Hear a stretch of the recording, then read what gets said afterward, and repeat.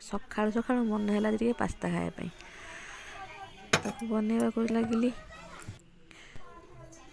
ପାସ୍ତାକୁ ବାହାର କଲି ଆଉ ଆମ ଇଣ୍ଡିଆନ୍ ଷ୍ଟାଇଲ୍ରେ ପାସ୍ତା ବନେଇବା ଆରମ୍ଭ କଲି। କଢ଼େଇରେ ତେଲ ପକାଇଦେଲି। ବିଭିନ୍ନ ପ୍ରକାର ପରିବା ତ ସେଦିନ ଘରେ ଥାଏ। ସବୁ ପରିବାର ଟିକେ ଟିକେ କାଟି ତାକୁ କଢ଼େଇରେ ପକାଇଦେଲି। ତାକୁ ଟିକେ ଗୋଳେଇ ଦେଲି। ଟିକେ ଗ୍ରୀନ୍ ମଟର ଟିକେ ପକାଇଦେଲି। ତାକୁ ଟିକେ ଗୋଳେଇ ଦେଲି। ଟମାଟୋ ଟିକେ ପକାଇଦେଲି। ତାକୁ ଟିକେ ପୁଣି ଗୋଳେଇ ଦେଲି। ତାପରେ ଏବେ ତାକୁ ଆମେ ଢାଙ୍କୁଣି ଦେଇଦେବା। ଢାଙ୍କୁଣି ଦେଇ 5 ମିନିଟ୍ ହେଇଗଲା ପରେ ତାକୁ ପୁଣି କାଢ଼ିଦେବା।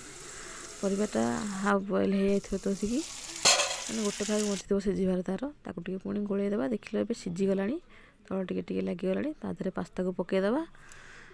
ସେଥିରେ ଟିକେ ଚିକେନ୍ ମସଲା, ଟିକେ ଚାଇନିଜ୍ ଆଇଟମ୍ ଯେହେତୁ ଟିକେ ଭିନେଗାର, ଟିକେ ସୋୟା ସସ୍, ତାକୁ ପକାଇଦେବା। ସ୍ୱାଦ ଅନୁସାରେ ଲୁଣ, ଆଉ ଟିକେ ଚିନିଟା ଅପସନାଲ୍, ଟିକେ ପକାଇଲେ ସ୍ୱାଦ ଭଲ ଲାଗେ। ଚାହିଁଲେ ପକାଇବେ, ନ ଚାହିଁଲେ ଟିକେ ଗୋଲମରିଚ, ଟିକେ ପିଲାମାନେ ଲଙ୍କାଗୁଣ୍ଡ ଖାଆନ୍ତିନି, ଟିକେ ଗୋଲମରିଚ ରାଗ ପାଇଁ ପକାଇ ଦିଏ ଅଳ୍ପ ଟିକେ। ତାପରେ ଟିକେ ଲାଷ୍ଟକୁ ଟିକେ ଗରମ ମସଲା ଆଉ ଧନିଆ ପତ୍ର ପକାଇ ତାକୁ ଗୋଳେଇ ଦେବା ଭଲ ଭାବରେ।